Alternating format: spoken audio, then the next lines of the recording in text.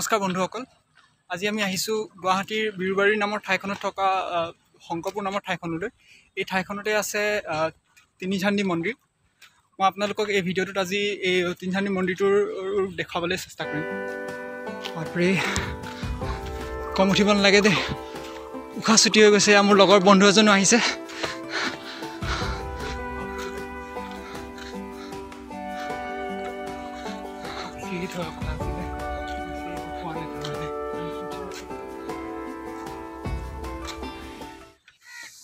বৰ্তমান আমি তিনিঝান্দি মন্দিৰৰ গেটখনৰ ওচৰত আহি উপস্থিত হৈছোঁ।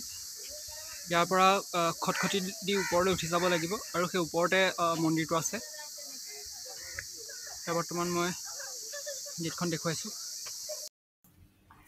এয়া আমি মন্দিৰটোলৈ বুলি ওপৰলৈ উঠি যাব লৈছোঁ।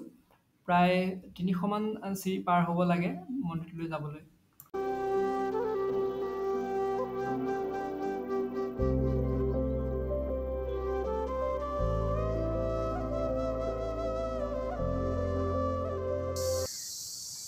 এইটোৱে হৈছে হৰগৌৰী মন্দিৰ বা তিনিঝান্দি মন্দিৰ বুলি কোৱা হয়। ইয়াতেই 1979 চনত শিৱ আৰু পাৰ্বতী মূৰ্তি উদ্ধাৰ হৈছিল। মাটিত পুতি থোৱা অৱস্থাত শিৱ আৰু পাৰ্বতীৰ মূৰ্তি ইয়াত উদ্ধাৰ হৈছিল আৰু তাৰ বাবেই এই মন্দিৰটোৰ নামটো হৰগৌৰী মন্দিৰ দিছিল। মন্দিৰত প্ৰৱেশ কৰাৰ লগে লগে আমি প্ৰথম ভগৱান গণেশৰ সন্মুখীন হওঁ। আহক আমি ভালদৰে মূৰ্তিটো চাওঁ।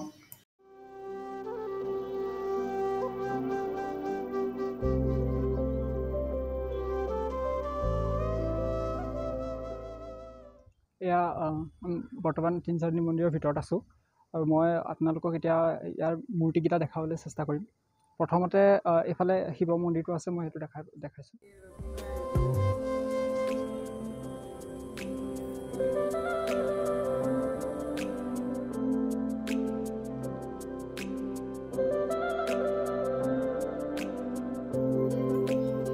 শিৱ মূৰ্তিৰ কাষতে এয়া আপোনালোকে সাই বাবাৰ মূৰ্তি দেখিবলৈ পাব।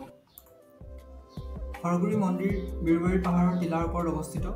এই মন্দিৰলৈকে যদি আপোনালোকে আহিব বিচাৰে তেন্তে বাইক বা স্কুটি লৈ আপোনালোকে হৰগৌৰী মন্দিৰৰ গেটখনলৈকে আহিব পাৰিব আৰু তাৰ পৰা প্ৰায় 300টা চিৰি খোজকাঢ়ি মন্দিৰৰ ওপৰলৈ উঠি আহিব লাগিব।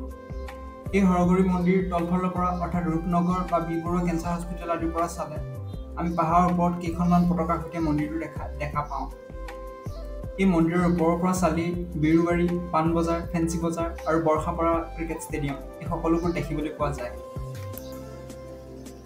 ব্যস্ত গুৱাহাটীৰ কোলাহলৰ পৰা দূৰত এই ঠাইখন যথেষ্ট শান্ত। এই ঠাইডোখৰত শীতল বতাহ বলি থাকে। আপোনালোকে অলপ সময় উলিয়াই এই ঠাইডোখৰলৈ এপাক আহিব পাৰে।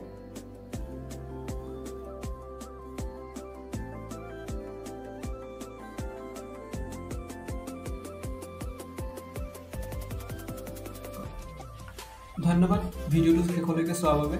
এয়া আছিল তিনিঝান্দি মন্দিৰ। আশা কৰোঁ আপোনালোকে ব্লগটো চাই ভাল পালে। ধন্যবাদ।